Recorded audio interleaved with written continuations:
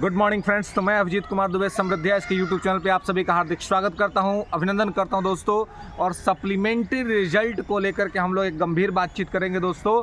तो सेशन को पूरा कंप्लीट करिएगा और आप सुनेंगे और आप देखेंगे कि किस तरीके से सप्लीमेंट्री रिजल्ट पर काम हो रहा है और किस तरीके से विद्यार्थियों को अंधेरे में रखा जा रहा है। अभी तक कुछ स्पष्ट नहीं कहा जा रहा है। तो इसमें मुझे एक लाइन याद आती है दोस्तों कि युद्ध कहाँ तक टाला जाए, रार कहाँ तक पाला जाए। युद्ध कहाँ तक टाला जाए, रार कहाँ तक पाला जाए। तू भी है राणा का वंशज, फेंक जहाँ तक भाला जाए। तू भी है राणा का वंशज, फेंक जहाँ तक भाला जाए। तो दोस्तों, जिस तरीके से विद्यार्थी अपना धैर्य कायम किए हुए हैं, जिस तरह से विद्यार्थी मौन धारण किए हुए हैं, जिस तरह से विद्यार्थी सरकार से उम्मीद लगाए हुए हैं, आयोग से उम्मीद लगाए हुए हैं कि भाई आप जो है सो सप्लीमेंट्री रिजल्ट जारी कीजिए।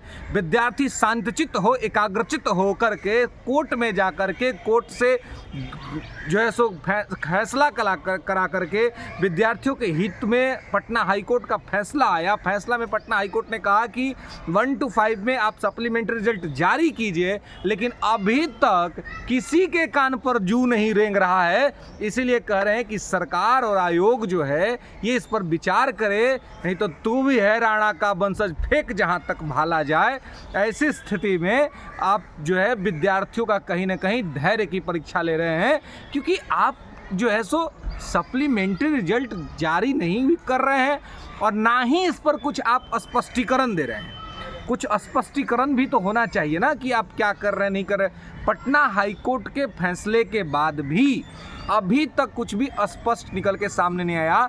और महत्वपूर्ण बात यह है कि बिहार विधानसभा में हर मुद्दे पर गहनता से चर्चा हो रही है। आगामी शिक्षक भर्ती को लेकर के शिक्षा मंत्री साहब अपना स्टेटमेंट दे रहे हैं, विपक्ष उन पर सवाल जवाब कर रहा है, सत्ता पक्ष अपना जवाब रख रहा है, लेकिन कोई भी सप्लीमेंट्री रिजल्ट पर नहीं बोल रहा है।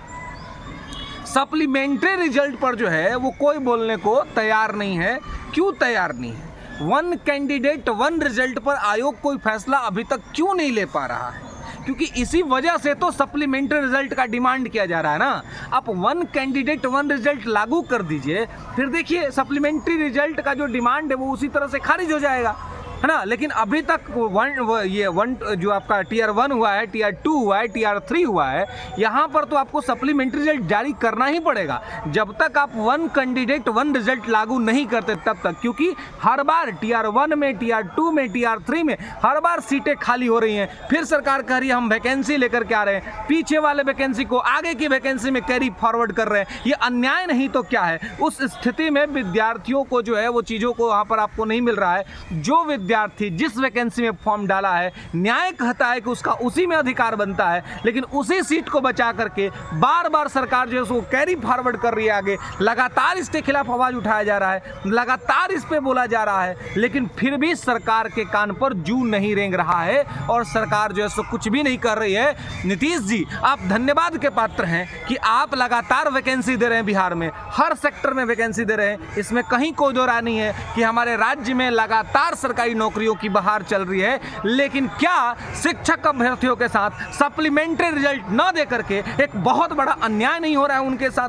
क्योंकि एक आध नंबर से जिन विद्यार्थियों का छूटा हुआ है उसी वैकेंसी में उन सीट खाली रह गया है, लेकिन फिर भी आप जो है सो उस पर काम नहीं कर रहे हैं, फिर भी आप उस पर नहीं कर रहे हैं। तो आपको इसको तो देखना चाहिए। और नेता विपक्ष में बार बार कह रहा हूँ कि नेता विपक्ष जो है, नेता विपक्ष तेजस्वी यादव, जो कि हमेशा से ये क्रेडिट लेते रहे हैं कि हम जो है सो टीचर वैकेंसी हमारे टाइम में आया, हमने निकाला, तो ठीक है, तो कम से कम विद्यार्थियों के लिए सदन में इस बात के लिए भी तो स्टैंड लीजिए कि जिस वर्ष की जो वैकेंसी है उसी वैकेंसी के अंदर में विद्यार्थियों को रिजल्ट भी तो दे दिया जाए, उनको सप्लीमेंट्री रिजल्ट दिया जाए। और चलिए, ऐसा होता कि केवल विद्यार्थी अपने मन से डिमांड कर रहे होते, विद्यार्थी कोर्ट गए, कोर्ट ने ऑर्डर जारी किया, पटना हाईकोर्ट का अनरिकॉर्डेड स्टेटमेंट आया कि भाई आप इनको बहाल कीजिए। इवन पटना हाईकोर्ट ने यहाँ तक कहा कि पिटिशनर के साथ साथ नॉन पिटिशनर्स का भी रिजल्ट जारी कीजिए। मैं न्यायालय से ये आग्रह करूँगा कि न्यायालय अपने दिए गए फैसले का संज्ञान ले कि आखिर क्यों उसके फैसले पर काम नहीं हो रहा है, शिक्षा विभाग क्यों इतनी देरी कर रहा है, आयोग जो है वो क्यों इतना विलंब कर रहा है। आयोग को चाहिए कि आयोग जो है वो जल्द से जल्द, जितना जल्दी हो सके उतना जल्द जो है वो यहाँ पर क्या करे, रिजल्ट निकालने की तैयारी करे और सप्लीमेंट्री रिजल्ट दे। और मैं ये कहना चाह रहा हूँ कि सप्लीमेंट्री रिजल्ट में बार बार करूँ कि सप्लीमेंट्री रिजल्ट केवल और केवल TR1 में नहीं, TR1 में भी दीजिए, TR2 में भी दीजिए, TR3 में भी दीजिए, 1 to 5 में दीजिए, 6 to 8 में दीजिए, 9 10th में दीजिए, 11 to में दीजिए, हर लेवल पर दीजिए, क्योंकि हर लेवल पर सीट खाली है, सीट वैकेंट है। 1 to 5 की जो बात हो रही है वो 1151/24 के मामले में केवल 1 to 5 के लिए वर्डिक्ट आया है। लेकिन क्या यह सत्य नहीं है कि TR1 में 6 to 8 में भी सीट खाली, TR2 में 6 9 10 में भी सीट खाली, 11 12 में भी सीट खाली? क्योंकि 1 कैंडिडेट 1 रिजल्ट व्यवस्था लागू नहीं होने के वजह से एक विद्यार्थी अलग अलग लेवल पे एक एग्जाम क्वालिफाई करते हैं, लेकिन किसी एक ही जगह वो ज्वाइन करते हैं। तो ऐसे स्थिति में ज़रूर चाहिए कि उनको न्याय किया जाए और उनको जो है सो ये अधिकार दिया जाए कि वो हर लेवल पे जो है सो अपना बैठ सके और वहाँ पर जा कर के अपना ये जो है सो वो अपना ड्यूटी करे। मतलब वो एक ही लेवल पे कर रहा है तो बाकी सीटें तो खाली हो रही है, तो बाकी सीटें जो खाली रह जा रही हैं उन खाली सीटों पर भी जो है सो एक्शन किया जाए कि वो उसको फुलफिलमेंट किया जाए। तो सप्लीमेंट्री रिजल्ट से उसको भर देना चाहिए ना, इसको टालना नहीं चाहिए। बिहार के जो हमारे विद्यार्थी हैं उनके साथ ये नहीं होना चाहिए। और आपको पता है कि इसमें जो डोमिसाइल नीति पर भी सरकार को विचार विमर्श जरूर करना चाहिए, क्योंकि हमारे स्टेट की जो स्थिति है वो आप देख सकते हैं कि भारत के पटल पर जो है कोई भी इंडेक्सेस आता है तो बिहार पीछे से जो है वो एक्सीलेंट होता है, उसमें आगे से एक्सीलेंट नहीं होता है, पीछे से एक्सीलेंट होता है। तो ऐसी स्थिति में बिहार के युवाओं को जब बड़े स्तर पर रोजगार मिलेगा तो बिहार आत्मनिर्भर बनेगा, बिहार आत्मसक्षम बनेगा। और ऐसी स्थिति में हर जगह पर बिहार की जो रैंकिंग है वो सुधरेगी और फिर एक स्वावलंबी आत्मनिर्भर बिहार का निर्माण हो सकेगा। दोस्तों चलिए सेशन को इसको लाइक करिए, शेयर करिए, चैनल को सब्सक्राइब करिए। आपके लिए 1 कैंडिडेट 1